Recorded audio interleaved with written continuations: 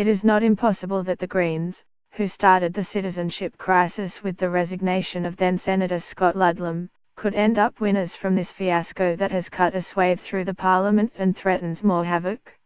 Wednesday's reference to the High Court of Labour's David Feeney, who holds the Melbourne seat of Batman, has certainly put a gleam in the Greens' eyes. Feeney hasn't been able to produce the documentation to confirm the renunciation of British citizenship which he says he made a decade ago. Unless the paperwork turns up or the High Court shows a leniency that hasn't been in its nature recently, a by-election in Batman would give the Greens a big chance of installing a second MP to keep Adam Bant company in the House of Representatives.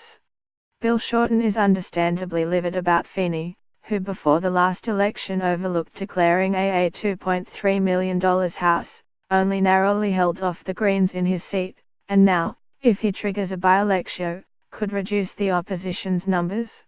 No wonder there's speculation he'd be ditched as Labour's candidate.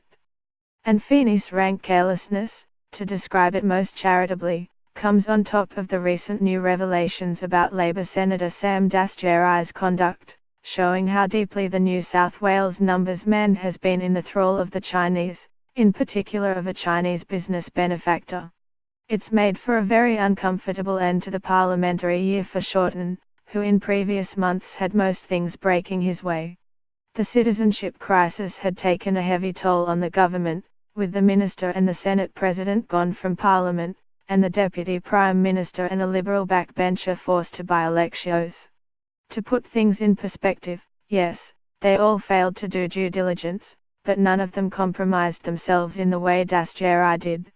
Now it's Labour in the crosshairs. The situation of several of Shorten's MPs, leaving aside the egregious case of Feeney, is problematic, and Shorten's boast about Labour vetting processes is being seen as hubristic. It will be months before Labour will know what damage the citizenship crisis might do to it.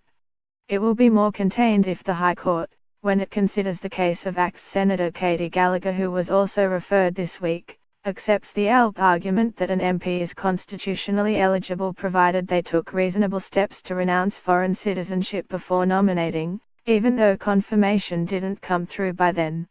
If, however, the court were to find that the candidate needs the confirmation before they nominate, that could trigger by-elections in 3 ALP seats, Grattan in Tasmania, Longman in Queensland and Fremantle in Western Australia, as well as in Mayo, held by crossbencher Rebecca Harshackett. The Gallagher case will set a precedent for the other MPs with similar circumstances, although if Gallagher were knocked out her Senate position would be filled by a cutback, not a by-election.